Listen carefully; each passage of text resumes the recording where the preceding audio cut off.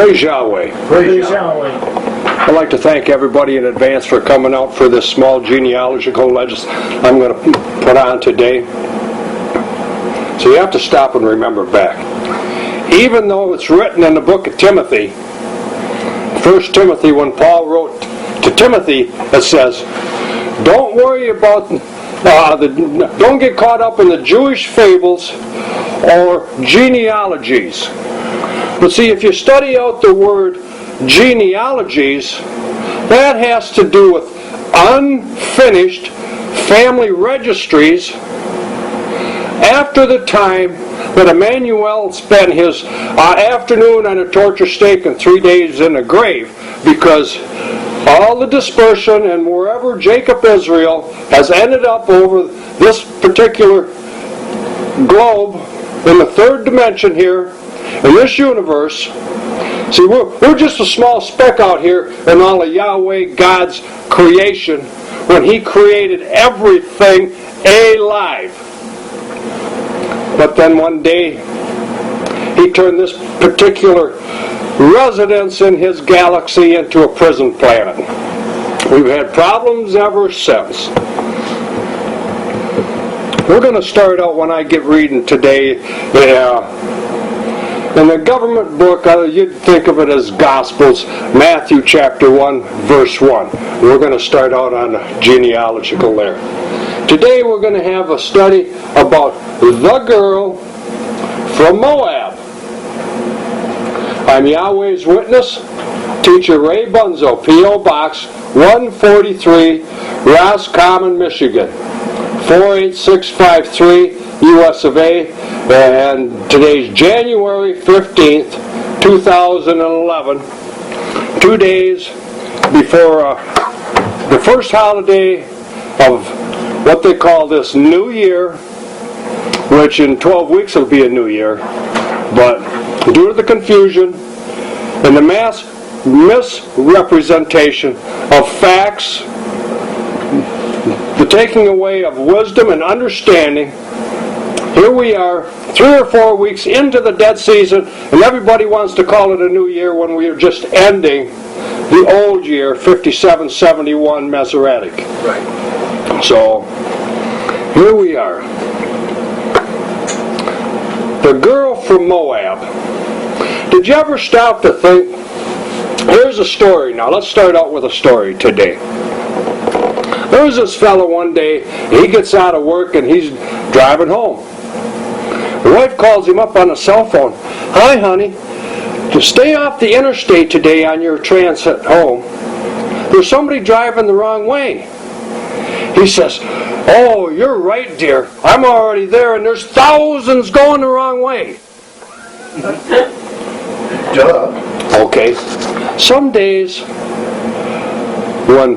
since I've studied into and have a greater understanding of the name Yahweh, the white Western European people came and were descended from the Israelites of the covenant, Abraham, Isaac, and Jacob. I feel like I'm that guy on the highway going the wrong way. But, see, how many churches out there teach that Emmanuel, the son of David, born in Luke chapter 1, was a mongrel, was a half-breed? See? If you don't ask these questions, you can't come to some source to start your inquiry. The fellow you call Jesus, Emmanuel, Yahweh God in the flesh, born of a virgin, because the matrix is the only legal entrance into the third dimension for Yahweh God to redeem His people, as spoken about in the prophecy in Isaiah 9:6, when Isaiah said, unto us, Israelites, a child is born. And then even Mary in the first chapter of Luke says, and God has come to redeem His people. And He only married one. And we're going to get into that a little bit today if I don't get too sidetracked, so I better get right into the text. And Yahweh God, born in the flesh, from a Moabitess 9 times in the book of Ruth. Or was it 8 times? Excuse me if I'm wrong there. It calls Ruth a Moabitess. But you have to follow the clues. Through the scriptures, your King James, you can follow the clues. If you have a center reference concordance, if you have a good Strong's dictionary, and you have a couple good old history books, because the history they've put out since 1965 has really been shallow. See, it's right here in the middle. Everybody can get it. But remember, when you were taught God's ways, you get down real low to the ground and dig. Dig and find that gem way in the back. See? The old stuff was going to reveal things that the tricksters and those that have manipulated the time, the history, the value of money, the jobs, the interest rates on everything that you use today have twisted the history and hidden things and removed things. And now to the text, Matthew chapter 1, verse 1. This is the book of Emmanuel, the son of David, the son of Abraham. There's where we start. Now we're going to jump right down to Matthew chapter 1, verse 5, because these are the players in the book of Ruth. And Salmon begat Boaz, verse 5. Salmon begat Boaz of Rahab, and Boaz begat Obed of Ruth, Obed begat Jesse, Jesse begat David the king. And we'll cease our reading there. Because you have to remember, in the time frame of Ruth, that was through the time frame of the judges. That was the time frame of the judges. Who wrote the book of Ruth? See, it's been speculated that Hezekiah wrote the book of Ruth. It's been speculated that Samuel wrote the book of Ruth. It's been speculated that Ezra wrote the book of Ruth. Because, see, through all the speculations there are, most of the writings that were left that Constantine stole at the Council of Nicaea in the time frame of 325 AD came from the rewriting that Ezra had to put all the parchments back together that were burnt and damaged and destroyed when Nebuchadnezzar sent his captains and his armies in to ravage Jerusalem and the surrounding territories. And in the time frame of the judges, it's possible that Ehud, Gideon, Barak, Abimelech could have been the judge in the time frame of Ruth. But Shamgar is the one that they speak about most frequently in the Targum. The time frame of Ruth is between the time the son of Judah, the son Judah was born from Jacob, surnamed Israel, to King David.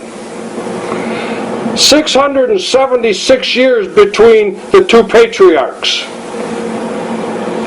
Now let's step right over here to 1 Chronicles, chapter 2. And pick up a thought here, because we still have to define the major characters. 1 Chronicles chapter 2, we'll start in verse 10. And Ram. Now see, Ram here is also known as Aram. Ram begat Abinadab. Abinadab begat Nashon, prince of Judah. Now this is an important step right here, identifying Boaz's grandfather as a prince in the land of Judea. Right. See, this is very important. This is a clue. to rightly dividing this story. Nashon, prince of the children of Judea. Nashon begat Salama. Salama begat Boaz. And we know the rest of that story. Now let's go over and get the story out of Ruth. Chapter 1. In the time when Elimelech took his wife and 2 sons and left. Because there was a famine for bread in the land. Not like there's a famine in the land today of this one great United States. There's a famine for truth. There's a famine for Yahweh's name and Yahweh's understanding. And see, unless there are 2 to witness Yahweh's laws, there can be no condemnation. Because Moses set up the rule. 2 or 3 must witness against the law.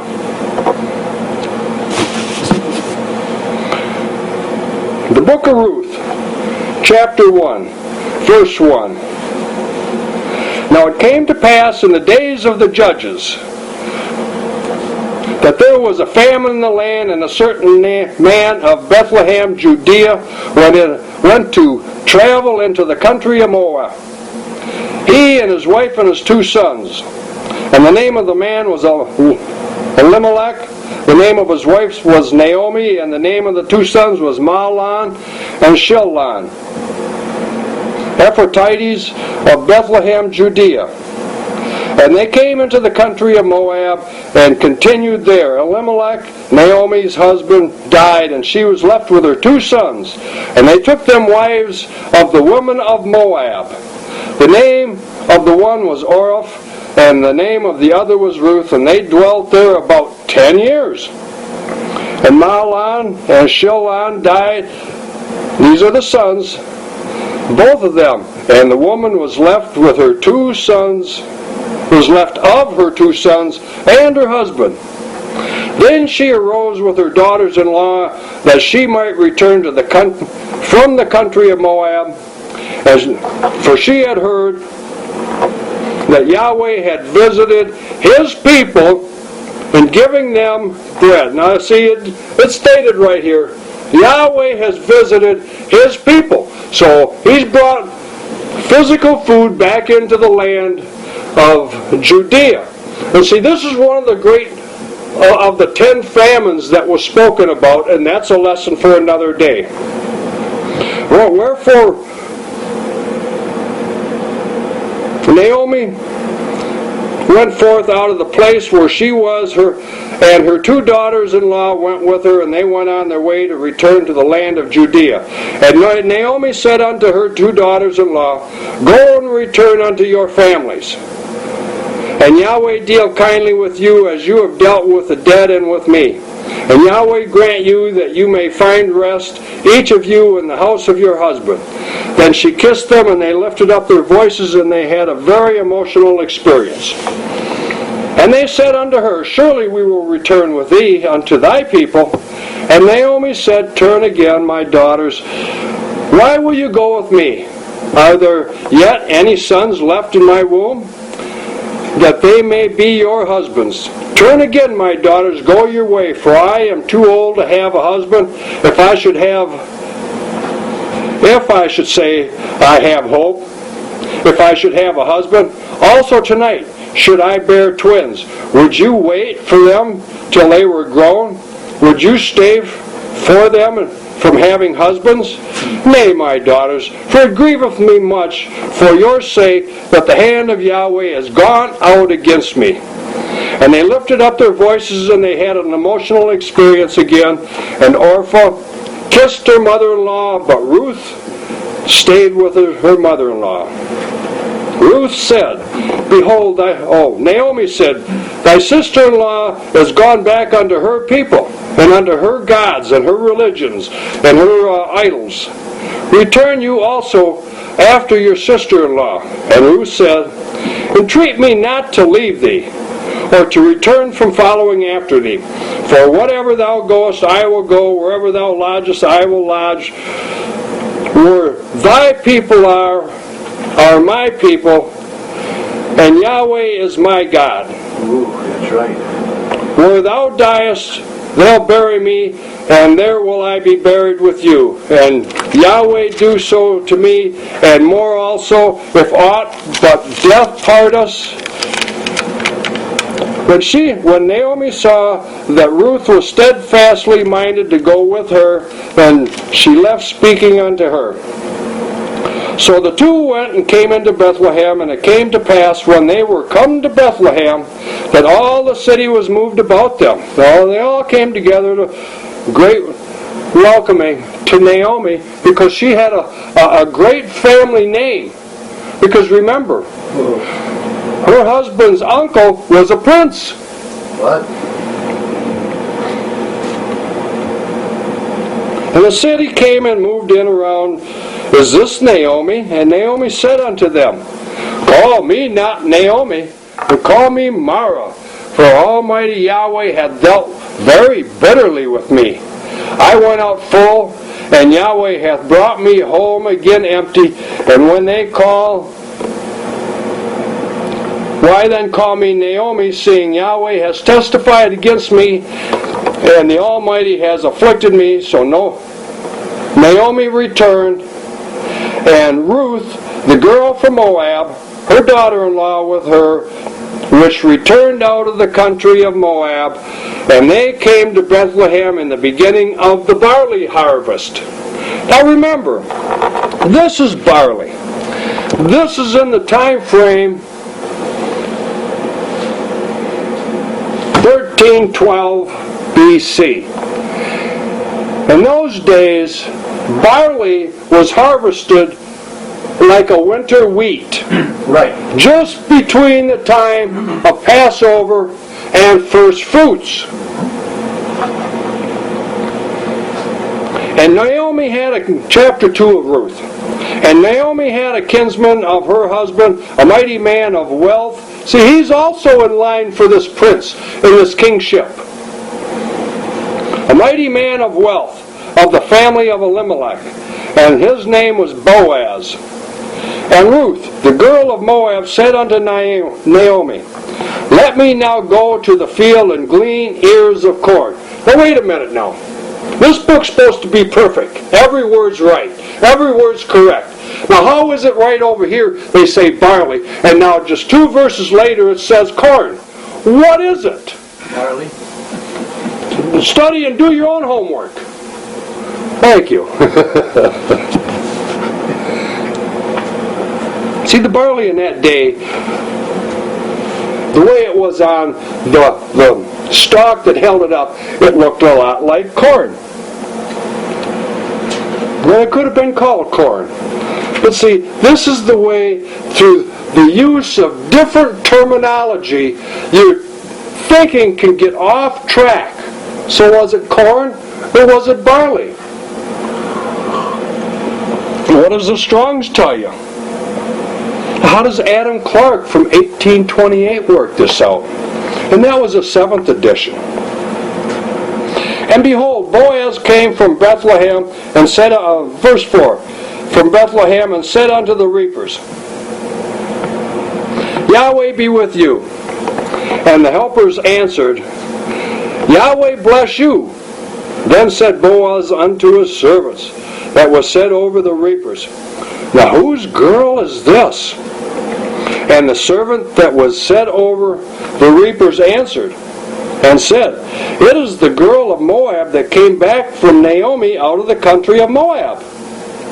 And she said, and Ruth said, I pray you, let me glean and gather after the reapers among the sheaves. So she came and has continued even from the morning until now. And she tarried a little in the house. Then Boaz said unto Ruth, hearest me now, daughter?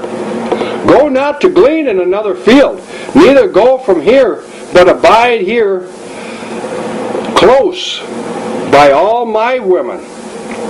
Let thine eyes see. These are all the girls that Boaz has out in the field picking up. What chapter verse here? Chapter 2, verse 9. Let thine eyes be on the field that they do reap, and go thou after them. Have I not charged the young man that they shall not touch you? And when you are thirsty, you go to the vessels and drink that of which the young man have drawn. And she fell on her face and bowed herself to the ground and said unto Boaz, Why have I found grace in thy eyes, that thou shouldest take knowledge of me, seeing I am from another land? And Boaz answered and said unto her, It hath fully been showed me all that you have done unto your mother-in-law since the death of your husband, and how you have left your father and your mother and the land of thy nativity, and have come into the people which you're unfamiliar with. Yahweh recompense thy work, and full reward be given thee of Yahweh, the Holy One of Israel, under whose wings thou art come to trust. Then said Ruth, Let me find favor in thy sight, O Boaz, for that thou hast comforted me, and for that thou hast spoken friendly unto thy handmaid, though I be not like unto one of your handmaids. See, what's being said there, she's not like his handmaids. She's a princess. Because you have to remember, she came from Moab, and even though we're going to show that she has to be Israelite, she grew up under the knowledge and the understanding of the things that went on in Moab, and only a little bit of what stories infiltrated into the land of Moab through the sojourners and the travelers and those comings and goings. But she was royalty. And Boaz said unto her, At mealtime, come thou hither and eat of the bread, and dip thy morsel in the vinegar. And she sat beside the reapers, and he reached her parched corn, and she did eat, and was full, and went home. And when she was risen to glean, Boaz commanded his young men, saying, Let her glean even among the sheaves, and stop her not. And let also some fall of the handfuls of purpose for her, and leave them, that she may pick them up, and tell her not to stop. So she gleaned in the field until even at nightfall, and beat out all that she had gleaned, and it was about an ephah of barley. And she took it up and went into the city, and her mother-in-law saw that she had gleaned, and she brought forth and gave to Naomi that she had received after she had eaten. And her mother-in-law said unto her, Where hast thou gleaned today, and where broughtest thou? Blessed be he that did take knowledge of you. And she showed her mother-in-law with whom she had wrought, and said, The man's name was who I wrought today is Boaz. And Naomi was glad, and said unto her daughter-in-law, Blessed be Yahweh, who hath not left off his kindness to the living and to the dead. And Naomi said unto her, The man is a near kinsman unto us, one of our next kinsmen. And Ruth, the girl from Moab, said, He said unto me also, Thou shalt keep fast by my young men until they have ended all of Boaz's harvest. And Naomi said unto Ruth, her daughter-in-law, It is good, my daughter, that thou go out with his maidens, that they meet you not in any other field. In other words, Ruth was told here twice now, go no place else but over to Boaz, and glean in the field of Boaz. So she kept fast by the maidens of Boaz, and she gleaned to the end of the barley harvest of the wheat harvest, and dwelt with her mother-in-law. Chapter 3. Then Naomi her mother-in-law said unto Ruth, My daughter, Shall I not seek rest for thee, that it may be well with thee? And now, is not Boaz of our kindred, with whose maidens thou wast? Behold, he winnoweth barley tonight in the threshing floor. Wash thyself, and anoint thee, and put on raiment upon thee, and get down to the floor, but make not thyself known unto the men until he has done eating and drinking. And it shall be, when he hath laid down, that you should mark the place where he shall lay down, and thou shalt go in and uncover his feet and lay thee down, and he will tell thee what thou shalt do. And Ruth said unto her, all that thou sayest unto me, I will do. The plan's in the making. That's right. Here we go. And the story's getting thick. And Ruth is going to barge in the threshing floor this evening, and Humble herself. I think he's in today's world, out here in this perverted television, this is where Boaz gets seduced. But see, as this story continues to unfold, it's the modesty that prevails. It's not the lustfulness. Humbleness. Respect. Chapter 3, verse 8. And it came to pass at midnight that the man was afraid. Verse 6. And she went down unto the floor and did according to all her mother-in-law had told her.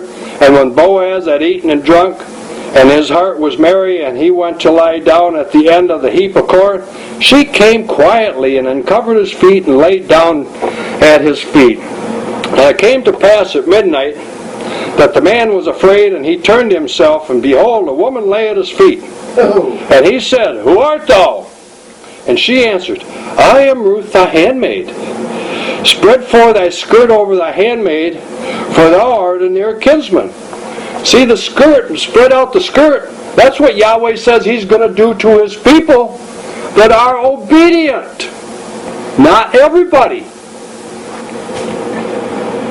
The modesty of the people. Those that humbly go about and perform his laws and don't brag about it. See, all this bragging and this vanity, it is not as great as it seems to be at first. Verse 10. Thank you. Verse 10, and he said, Blessed be thou of Yahweh, my daughter, for thou hast showed more kindness in the latter end than in the beginning, inasmuch as thou followest not young men, whether rich or poor. And now, my daughter, fear not, I will do to thee all thou hast requested. And all Ruth asked was, spread your skirt over me. Cover me. Cover me. Take care of me. Yes. For all the city of my people dost know that thou art a virtuous woman. Here's a clue. Here's a clue. She is a virtuous woman. That means that she walks a very narrow road. And there's a reason she walks this narrow road. And now, verse 12, and now it is true that I am thy near kinsman, howbeit there is a kinsman even closer than I. Stay here this night, and it shall be in the morning, that if he will perform unto thee the part of the kinsman redeemer, well, let him do the kinsman part. But if he will not do the part of the kinsman redeemer to thee, then I will do the part of the kinsman redeemer to thee, as Yahweh liveth. Lie down until morning. And Ruth lay at his feet until morning, and she rose up before one could know another, so it was still dark out. And he said, Let it not be known that a woman came onto the floor. And he said, Bring the veil that thou hast upon thee, and hold it. And when he held it, and he measured 6 measures of barley, and laid it on her, and she went into the city back home to Naomi. Verse 17. 60. Oh, you're not going to let me jump one. And when she came to her mother-in-law, she said, "Who art thou, my daughter?" And she told her that all that the man had done to her. And she said, "These 6 measures of barley gave he me. For he said to me, Go not empty unto thy mother-in-law. Then said she, Sit still, my daughter, until thou know how the matter will fall. For the man will not rest until he has finished the thing this day." See, Naomi's telling Ruth that Boaz is going to be the kinsman's redeemer today, or the other nearest kinsman will be the redeemer today. Because the sun's already gone up. It's today. But remember, in the land of Judea, and even when the sun's on the horizon, the western horizon, starts a new day. Chapter 4, the great story of Ruth. Then went Boaz up to the gate and sat him down there, and behold, the kinsman of whom Boaz spoke came by, unto whom he said, "Hey, such a one, turn aside, sit down here." And the such a one turned aside and sat down. And Boaz took 10 men of the elders of the city and said, "Sit ye down here." And they sat down here. Now this chapter starts out, Boaz is in the gate. That's right. And we're going to explain just a little bit shortly on the importance of the gate. Because as you see this story transpiring, there's a lot of people right here in the gate. And now Boaz has just called 10 witnesses to sit down and see what's happening. Plus Boaz and the other is 12. So there's one for every tribe.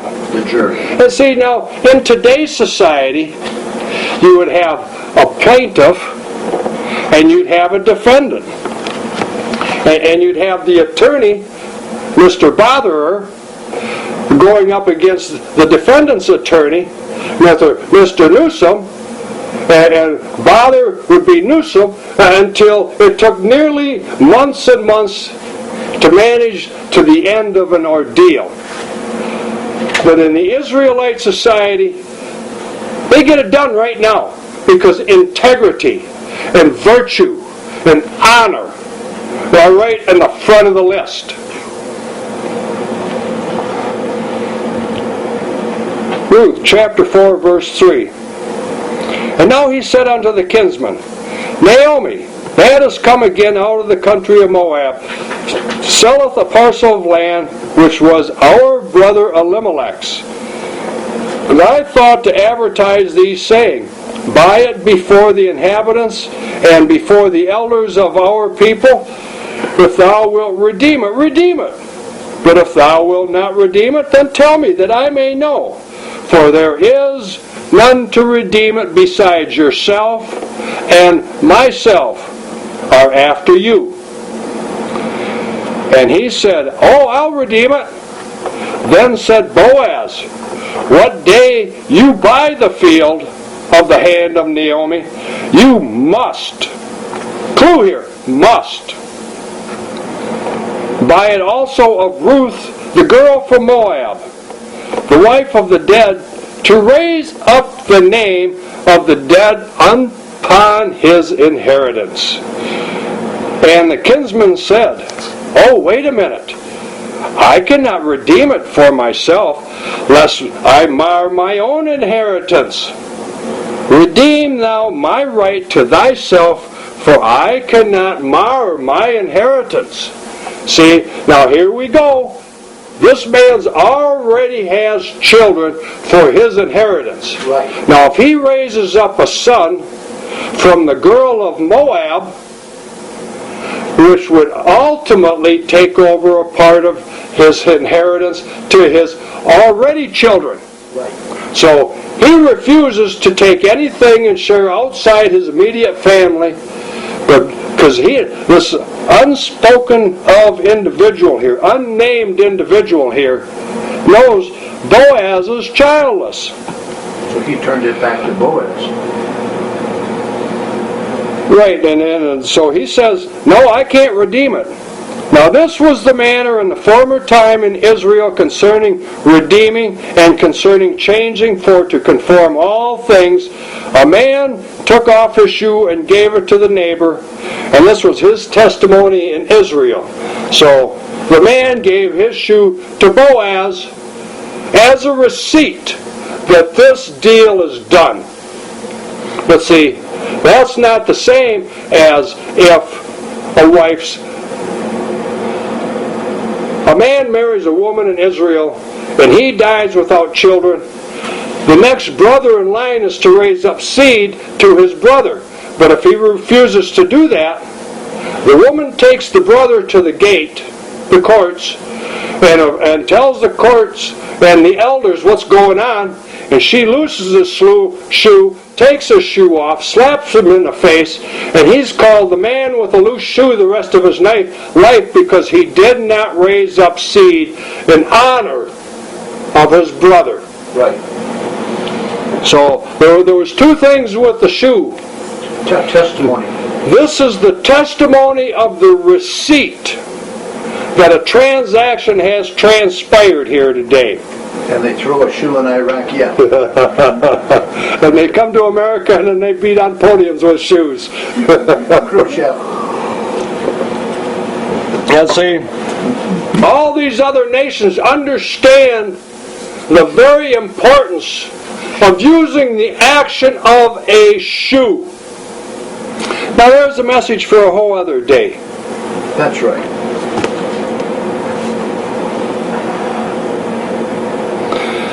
Verse 8, therefore the kinsman said unto Boaz, buy it for thee. So he drew off a shoe. And Boaz said unto the elders, and unto all the people, ye are witnesses this day that I have bought all that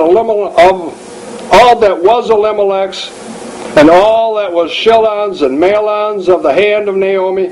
Moreover, Ruth, the girl from Moab, the wife of Mahlon, have I purchased to be my wife, to raise up the name of the dead upon his inheritance, that the name of the dead be not cut off from among his brethren, and from the gate of his place.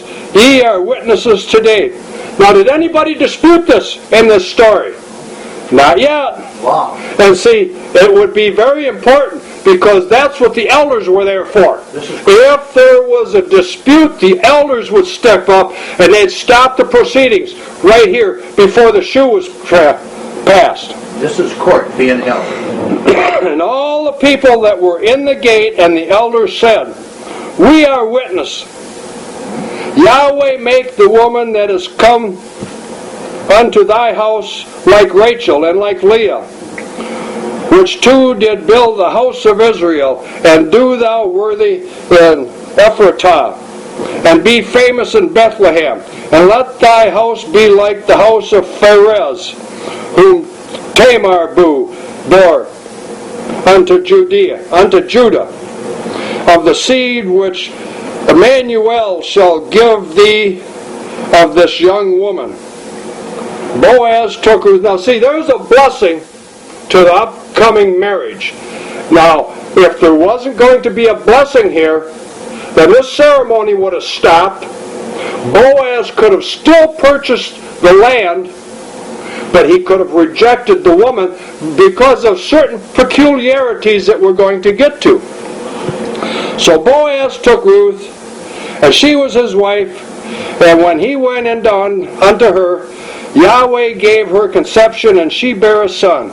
And the woman said unto Naomi, blessed be Yahweh, who hath not left thee this day without a kinsman, that his name may be famous in Israel. Now, it doesn't say that his name is going to be famous in Asia, Africa, or any other land or nationality in the world. And he shall be unto thee a restorer of thy life. Now this is a prophecy. We're talking about Emmanuel here. And Naomi is only representative of the 12 children of Jacob, surnamed Israel. Right. And he shall be unto thee a restorer of your life, and a nourisher of your old age, for thy daughter-in-law which loveth you, which is better to thee than 7 sons, has borne you a child. And Naomi took the child and laid it on her bosom, and began to nurse unto it. And the woman, her neighbors, gave it a name, saying, There is a son born of Naomi. And they called his name Obed.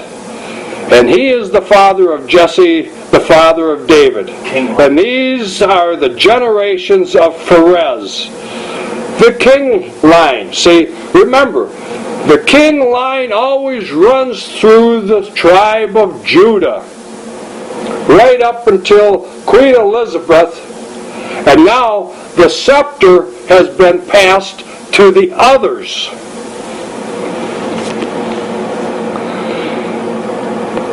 Ruth chapter 4 verse 18.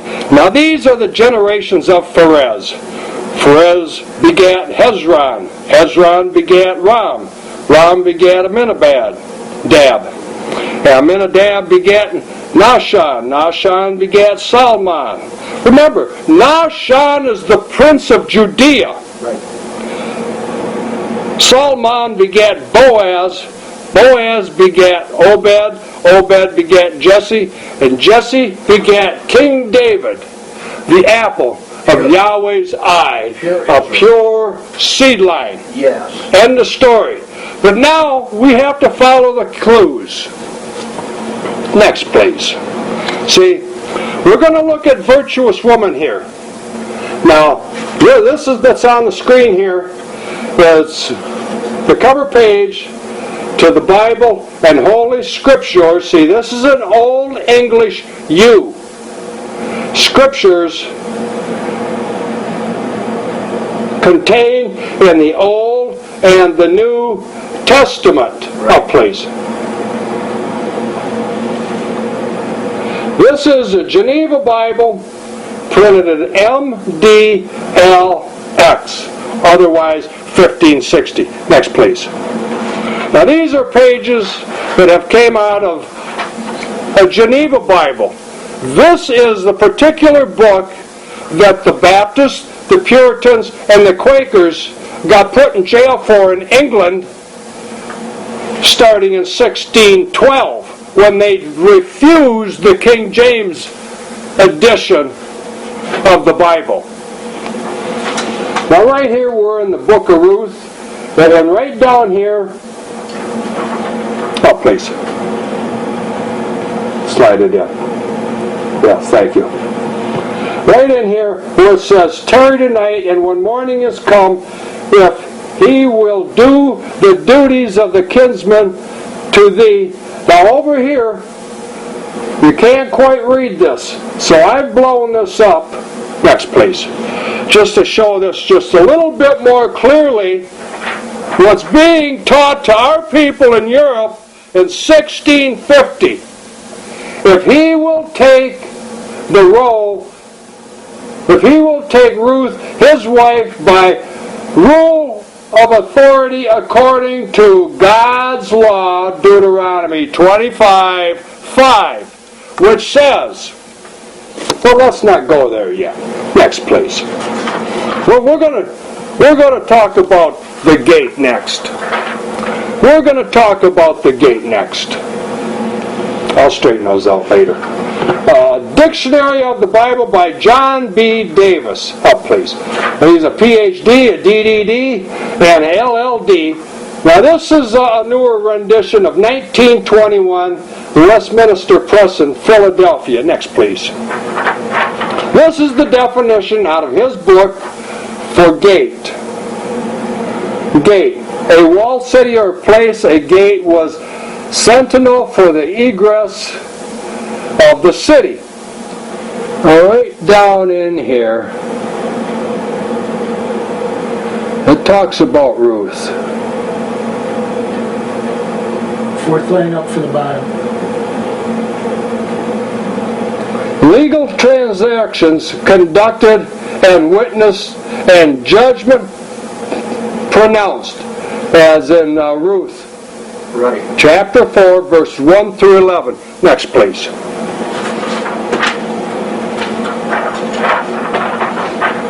Now, let's go back a few more years. This is a compendious dictionary of the Holy Scriptures, Old and New and the Apocrypha. Oh, please. A brief view of the Holy Writ, London, 1796. I'm sure every one of your churches have something like this in their library. Next, please. See, they have to keep you up to date on all the misinformation, and so all this good stuff gets thrown out where somebody can pick it out of the trash. Let's see, where is Gate on here? Right there. To your left. Right there. Right here, Gate. It's an entrance to the city. Formerly, the courts of justice were held at the gates of the city because they were the most populous place, such as in Deuteronomy 17, Deuteronomy 25, Ruth chapter 4. Next, please. See, all the commerce, all the law, all the proceedings happened right in the gates of the city, the most populous. Oh, now this is going to get interesting. We're going to talk a little bit we're going to show in Webster's, the Revised Unabridged Dictionary, up please, of the English language from 1913, the definition, next please, the definition of kinsman redeemer. Now we're going to just take this out of the English today. Kinsman, man of the same race or family. Next, please. Now, wait a minute. Now, see, if Ruth, next, please. If Ruth had been something other than an Israelite by blood, the men, the elders, the people in the gate would have stopped and rejected this transaction from Boaz. That's right. Now here we go. We've got the Cyclopedia of Biblical, Theological, and Eschatological Literature up, please. Reverend John McClintock and James Strong. Now this was printed in New York, and these were writers. This is the same James Strong from English that put together the Concordance. 1889 in America. So this goes back, next please, goes back further in time in England before it came to America. Kinsman, of the four words thus translated in the Authorized Version, you've got these three here, and right here in Ruth, literally the acquaintance, the kinsfolk, near, as often indicates simple relationship. the kinsfolk literally near as often indicates a simple relationship between family, up please, which implies certain obligations arising out of the relationship. The term is derived by the lexicographers from the verb to redeem. See, a kinsman redeemer has to redeem his family. His responsibility is to his nation.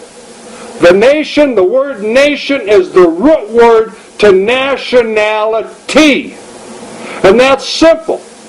A kinsman redeemer from, let's say, Martin Luther King Jr. would not be a kinsman redeemer of any of my children or my family or my relation or any of us. That's right.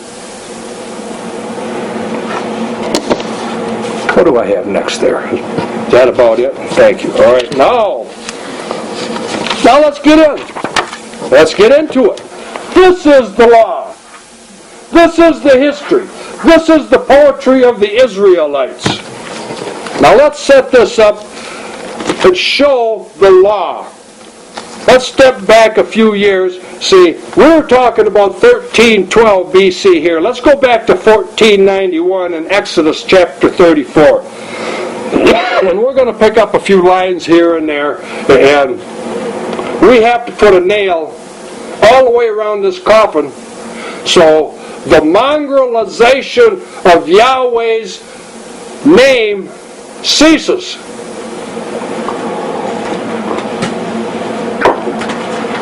How many times does it say, keep yourself pure as I am pure? But see, if Ruth is a Moabitess and not the girl from Moab, then the fellow Jesus is a mongrel. No matter how you look at it. Impure. He has definitely got mixed emotions, confusion of face, Blood. two different blood type cells. He's neither this nor he's that, which means he's not a thoroughbred. Exodus chapter 34. The setup verse here is 10. And he said, behold, Yahweh, I make a covenant before all thy people. I will do marvels such as have not been done in all the earth, nor in any nation, and all the people among which thou art shall see the work of Yahweh, for it is a terrible thing that I will do with you, Jacob Israel. Now, that's the setup. Go over to verse 15 and 16 for the law. Lest thou make a covenant with the inhabitants of the land, and they will go a-whoring after, and you will go a-whoring after their gods, sacrifice unto their deities, and one call thee, and thou eatest of their sacrifices, and thou take out their daughters unto thy sons, and their daughters go a-whoring after their deities, and make thy sons leave the worship of Yahweh. See, this is one instance right here. Yahweh says, do not give your children to the alien nations. Alright, now let's go back to Martin Luther King Jr. again. See, this applies to him too. His children, his nationality, are supposed to marry amongst the nationality, so they can be thoroughbreds. There's enough of them mongrels. Leviticus chapter 20. Here's some more law. This is the law. This is the law. Remember, Yahweh said, what I made pure is pure. What I have made impure is impure. And if I change my mind, I'll let you know. He never did. Thank you. You know, the good doctor out here just gets right ahead of me some days. That's fine. I appreciate it. and you know, and if you stop and think, I told you don't eat the crustaceans. Don't eat the pork. Don't eat the turtle soup. Don't eat all this stuff in my food laws. Mushrooms. Where is it that Yahweh said and turned his law and says, oh, just go ahead, because it's not the food that defiles a man. It's the man that defiles himself by not knowing the law. Okay? No, don't tell me this about Peter and his sheet. Because Peter's being explained to with the sheet with all the creatures on it, that he is to search all these creatures for the lost sheep of Israel. Doesn't have a thing to do with about food. Leviticus chapter 20, verse 7. Sanctify yourselves therefore, and be holy, for I, Yahweh, Holy One of Israel, are holy. And ye shall keep my statutes and do them. I am Yahweh, which sanctifies you. And everyone that curses his father and his mother shall be surely put to death. He has cursed his father or his mother. His blood shall be upon him. And the man that committeth adultery with another man's wife, even that committeth adultery with his neighbor's wife, the adulterer and the adulteress, shall surely be put to death. Alright, now that's the setup. Go over here to verse 14. And if a man take a wife and her... No, that's not what I wanted. Yeah. And if a man take a...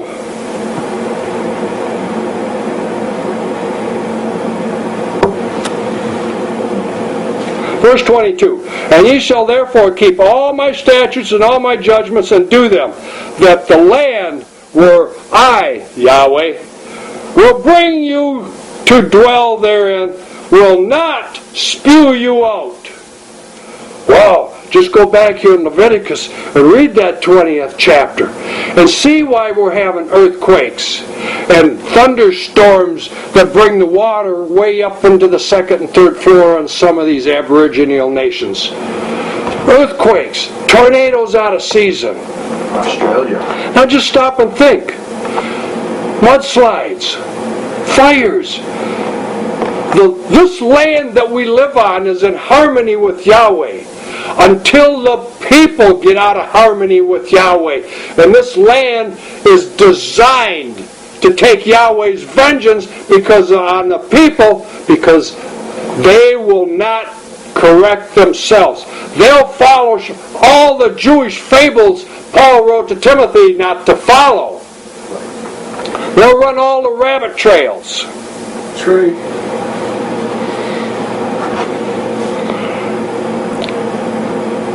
Verse 22, right at the end there. Whether I bring you in and dwell, the land will not spew you out, and ye shall not walk in the manner of the other nations which I cast out before you. They committed all these things, therefore I abhor all these other nations, for all the gods and all the abominations and all the eating of the pork and all the homosexuality and all of the usury, and that's a whole 6 other lectures.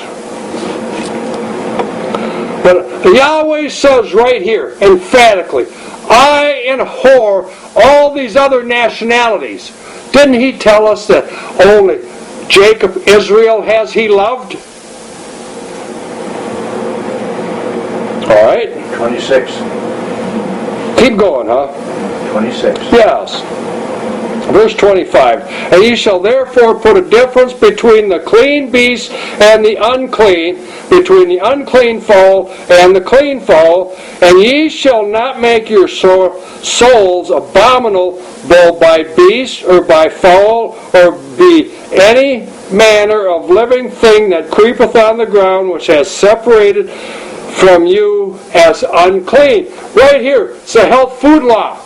Encapsulated all in one little verse. 5 lines here. Don't do it again. 26. And ye shall be holy unto me, for I, Yahweh, am holy, and have separated you, Jacob, Israel, from all the other people, and that you should be my people. You should be my bride. You are my chosen, my elect, and only you have I loved. Oh, that's right. Now we're at the point of the church age when everybody's welcome. Even though Paul was going to be put to death in Jerusalem that day because it was rumored, he brought a knockery amongst the group. Let's go over another year. See, right here in Leviticus, this is 1490. Now let's go over to Deuteronomy when Moses says this again in 1451 BC. Deuteronomy 6. Start right out. Verse 24.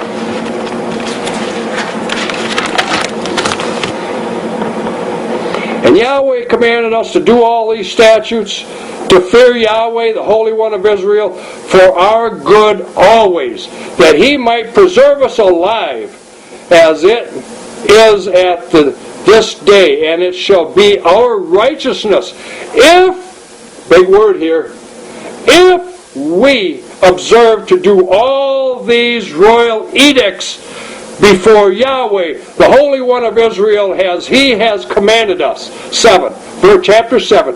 When Yahweh, the Holy One of Israel, shall bring you into the land whither thou goest to possess it, and hast cast out many nations before you, the Hittites, the Girgashites, the Amorites, the Canaanites, the Perizzites, the Hivites, the Jebusites, 7 nations greater and mightier than thou. And when Yahweh, Holy One of Israel, shall deliver them from before you, thou shalt smite them and utterly destroy them. Thou shalt make no covenant with them, nor show mercy unto them, neither shalt thou make marriage with them. Wait a minute now. This is a law. This is 1451. And the book of Ruth is 1350. Now, within 100 years, you have to remember that the oral tradition was very precise. Our people had nothing to do but memorize the parchments, tend the flocks and the herds, and there was another law to teach the children the stories of the ancestry from Adam. These stories were gone over. This is the law for Israel, to not make marriage outside the family. And this prince from Judea married Rahab, whose store, they call her a harlot, and her store is on the wall. The wall is right in the gate area. And where in this entire world have you ever had a publicized harlotry 4 doors from the courthouse or the police station? Washington, D.C. Outside of some of these capitals where they're right in the basement.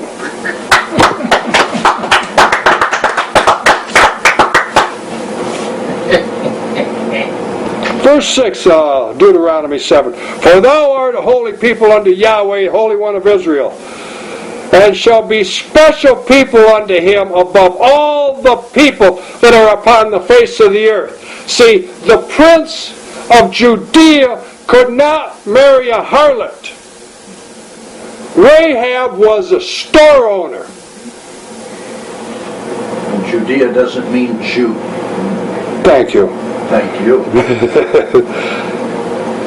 Yahweh did not set His love upon Israel, Jacob Israel, nor chose you because you were more in number than any people, but because you were the fewest. Because Yahweh loved you, because He would keep the oath which He had sworn unto your fathers, hath Yahweh brought you out with a mighty hand and redeemed you out of the house of bondmen from the land of Pharaoh. Know therefore that Yahweh, the Holy One of Israel, is faithful, which keepeth the covenant and mercy with them that love Him and keep His commandments 1,000 generations in return. They never finished that sentence. See, if we don't return that, Right. then we're just kicking sand in Yahweh's kitchen, That's right. in His living room. Right. And we're covering His footstool here on this earth with all the slime and degradation that will sink any civilization from as far back as recorded history. Homosexuality has brought down any nationality and has become prominent in. True. Okay. Let's stop and see what happened. We've got just a couple more verses here. Bear with me. 1 Kings. 1 Kings. Let's see what happened to this here king. Chapter 11. One verse here. One sentence. One thought. 1 Kings chapter 11 verse 2. Of the nations concerning which Yahweh said unto the children of Israel, you shall not go into them, nor shall they come into you, for surely they will turn away your heart after their deities. Solomon clave unto these other women in his meanderings, in his infidelity, in his lust. All right. Now see, as time progresses, Yahweh's law stands firm. Just like it's spoken of. Now let's go over to Ezra. Now this is the time when we're coming back out of captivity, because our people are just stiff-necked, vain, and want to do it their own way. Ezra, chapter 9. One thought here. Yahweh told us in 1 Kings there, don't go into them other nationalities. You know, I think I did a talk one time right there in the first chapter of the Psalms. If you work out one of them first 3 or 4 verses there, it says, do not even learn their languages lest they tempt you. Ezra, chapter 9. Verse 2. For they have taken their daughters for themselves and their sons, so that the holy seed... Wait a minute now. What does that mean? Didn't Yahweh set the children of Jacob, Israel, aside? Didn't I just read that? We are to be the holy people, and our children, our seed, is to be holy? Wow. So that the holy seed have mingled themselves with the people of those lands. Yea, the hand of the prince and the rulers have been chief in this trespass. Just like in Washington, D.C. today, our leaders, right here it says the prince, rulers, and chief in this trespass. Nothing new under the sun. Diversity. Well, go over here to Nehemiah. This is when Nehemiah came along, and they had to try and figure out who's Jew and who's who. Because see, the Jews are the Edomites and the Canaanites and all the 7 tribes that were put out, but Yahweh said, I'll put them out before you if you follow my commandments. He also told them that he wouldn't put them out too fast unless you couldn't take care of the land and somebody else come in and steal it from you anyways. Nehemiah 13, chapter 23.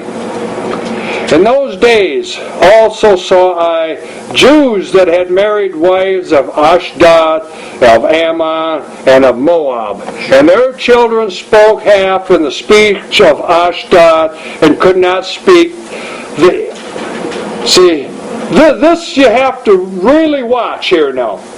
This is very important. I'm going to go at this real slow now, because this word Jew is misreinterpreted. Alright, this is the one place, this should be Judean and Aramaic. Yes. In those days, I saw the Judeans that went into captivity. But see, there was also mixed multitude that went in captivity with the Judeans that had married wives from Ashdod, of Ammon, and of Moab.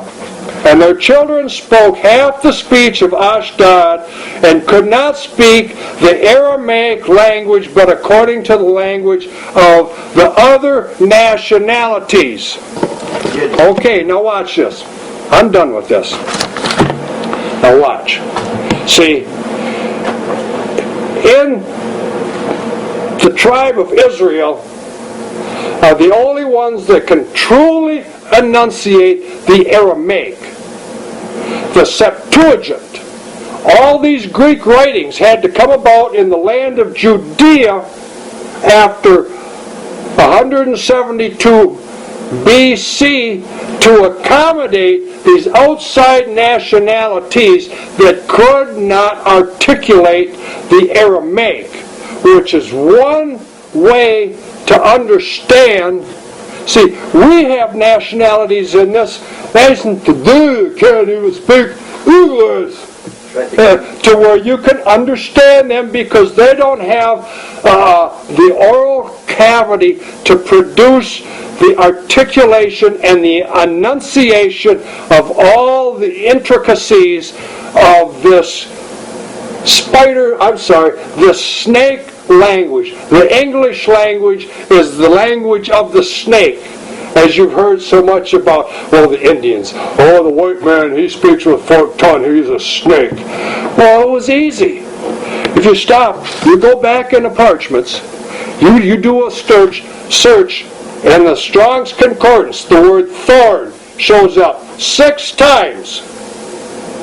It has 4 separate identifying numbers that range throughout the alphabet in the Hebrew and the Aramaic, which each word of those 4 different ones has a different particular address to the topic spoken at that point. The same way, all the way through the Scriptures. This is not the inerrant word of the editors from King James. This book was refused by the most diligent of students of Hebrew and Chaldee in England when the 1611 King James came out. So remember, keep your path narrow. Next, please. Title page. Keep your path narrow. See, if you've got the Father, you've got the Son, you've got the Holy Ghost, and you've got the Holy Soul, spoken about in Isaiah chapter 42. How many more renderings, and you can get into all the El Shaddais and Jehovah Nissis and all that stuff, which is all respective personalities of Yahweh, the creator of heaven and earth, and all that was made by His Word, and His Word became flesh and dwelt among us. And we still don't know Him today. Right. Well, just praise Yahweh. Praise Yahweh. Praise Yahweh. It's been an interesting study. It's been a pleasure to speak to you today. Remember, what Yahweh has made holy, whether it's His people, whether it's in the health food laws, whether it's in His other laws, He's made them holy. And He'll let us know when He changes them. So find your guidepost. Not your taskmaster, your guidepost. Unless you slip in on the grace like Paul writes in Romans chapter 6, you can sin all you want for grace to abound. But remember, if you had a pork chop and you didn't repent, how much of this pile of pork chop sin you got piling up over here? Colon cancer. See, I could have called it the woman from Moab, or the lady from Moab. But see, the girl from Moab was still a young person. She'd married, and she'd lived with her mother-in-law several years, but until she married again. Now she became a woman, and now this is the lady from Moab, because she married the son of a prince. The girl from Moab went to the lady of Moab. I'm Yahweh's witness. Teacher Ray Bunzow, P.O. Box 143, Roscommon, Michigan, 48653, U.S. of A. Today's January 15th, 2011.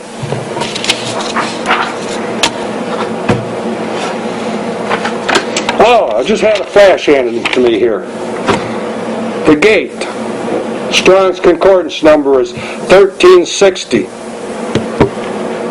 Where commerce and judicial activities were transacted.